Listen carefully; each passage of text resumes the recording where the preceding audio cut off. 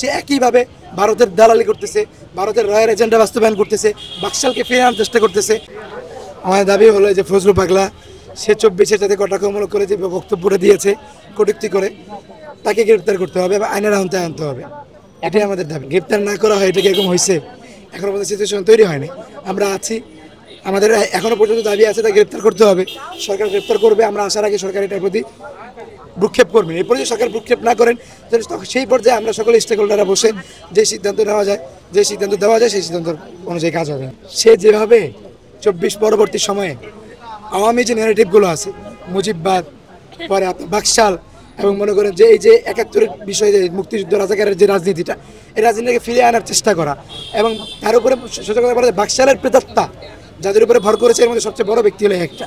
তাকে যদি আপনি না করেন তাহলে আগামীর বাংলাদেশের রাজনীতিতে একটা অনেক বড় একটা ধস নামবে, আওয়ামী লীগের পুনর্বাসনে একটা অনেক বড় একটা জায়গা সৃষ্টি হবে বা সম্ভাবনা সৃষ্টি হবে। এরপরে কথা হলো সে একের পর এক যে বক্তব্যগুলো দিয়ে বিপ্লবী ছাত্র জনতাকে খেপিয়ে তুলতেছে, সেটা রাষ্ট্রের শৃঙ্খলার জন্য হুমকিজনক এবং আশঙ্কাজনক। এই রাষ্ট্রের শৃঙ্খলা এবং রাষ্ট্রের ভারসাম্যপূর্ণতা ঠিক রাখার জন্যই তাকে এখন গ্রেফতার করা আবশ্যক। উনি একজন ব্যক্তি, দল করতেছেন বিএনপি, তা আমরা এখানে যারাই আসছে আমরা কিন্তু দলীয় কোনো ইয়াতে আসিনি।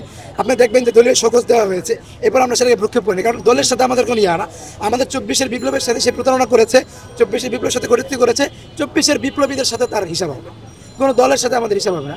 হ্যাঁ, সেটা তো অবশ্যই, তিনি যেহেতু একটা দলকে রিপ্রেজেন্ট করেন, তো সেই হিসাবে তো সেই দলের ভাবমূর্তি অবশ্যই ক্ষুণ্ণ হবে। এটা তো একদম এটা তো আপনার বলা লাগবে না, আবশ্যকীয় একটা বিষয়। যেহেতু তিনি একটা দলকে রিপ্রেজেন্ট করতেছেন এবং প্রত্যেকটা জায়গায় গিয়ে পরিচয় দিচ্ছেন যে বিএনপির অমুক পদ হোল্ড করতেছেন, তাহলে তো অবশ্যই বিএনপির একটা ভাবমূর্তি ক্ষুণ্ণ হবে। একটা হলো যে বিএনপি আওয়ামী লীগকে ফিরিয়ে আনা বা আওয়ামী লীগের ভোট ব্যাংকটাকে ধরার একটা অনেক বড় চক্রান্ত করতেছে। এটার একটা পদ্ধতি হতে পারে যে একদিক দিয়ে শোকজ দেওয়া, অন্যদিকে আবার কিছু ব্যক্তি দাঁড়া করে দেওয়া যারা আওয়ামী নেগেটিভগুলো নিয়ে কথা বলবে, একটা। দ্বিতীয়ত হলো আমাদের বিপ্লবীদের কিছু ভুল আছে। আমরা বিপ্লবীরা জুলাই বিপ্লবের পরে বিপ্লবী সরকার গঠন করতে পারি নাই জাতীয় সরকার গঠন করার জন্য। জাতীয় সরকার গঠন করতে গিয়ে বিপ্লবী সরকার গঠন করতে পারি না, যার কারণে আমাদের ভোগান্তিগুলো আসতেছে। যদি বিপ্লবী সরকার গঠন হইতো তাহলে এইসব ওরা টকশোতে যাওয়ার সাহসই পাইতো না। তৃতীয়ত বললেন যে এই যে কুরুচিপূর্ণ বক্তব্যগুলো দেওয়া, এটার জন্য বিএনপি দলীয় যে স্থায়ী কমিটি আছে তারাও একভাবে দায়ী। কারণ দেখেন, তাকে শোকজ দেওয়া হয়েছে গতকালকে, অথচ সেই চুরিপূর্ণ বক্তব্য গত 24 জুলাই থেকে দিয়ে আগস্ট পরবর্তী সময় দিয়ে আসতেছে।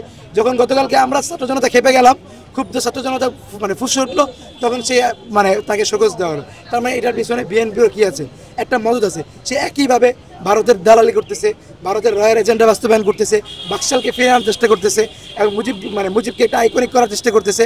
একইভাবে আওয়ামী লীগকে ফিরে আনার চেষ্টা করতেছে, আওয়ামী লীগের ভোট ব্যাংকটা কীভাবে বিএনপিকে দেওয়া যায় এটাও চেষ্টা করতেছে। তার যে কাজ, এর পিছনে অনেক বড় একটা এজেন্ডা। ওটা আপনাকে আমি এত অল্প সময়ে বলে বোঝা যায় না। এটা মূল কথা একটাই কথা, এটা পলিটিক্স।